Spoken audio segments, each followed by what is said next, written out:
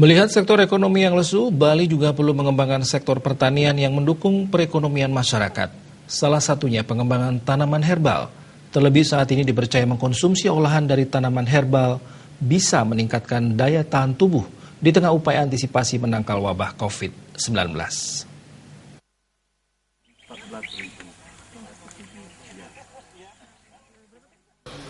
Komoditi sektor pertanian tidak hanya berupa padi maupun sayuran yang selama ini digeluti para petani. Pengembangan tanaman herbal harus menjadi fokus untuk dikembangkan karena konsumsi tanaman herbal sudah terbukti manfaatnya untuk kesehatan.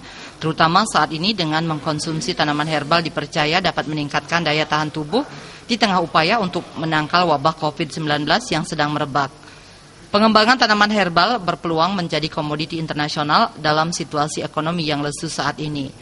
Dari hasil penjualan komoditi tanaman herbal yang bisa menembus pasar internasional, tentu akan berdampak pada meningkatnya kesejahteraan para petani. Generasi muda saat ini harus mulai melirik peluang ekonomi yang ada, salah satunya dengan mengembangkan tanaman herbal, di mana pengembangannya bisa dengan memanfaatkan teknologi bidang pertanian. Bayudi dan Indrawan, Bali TV.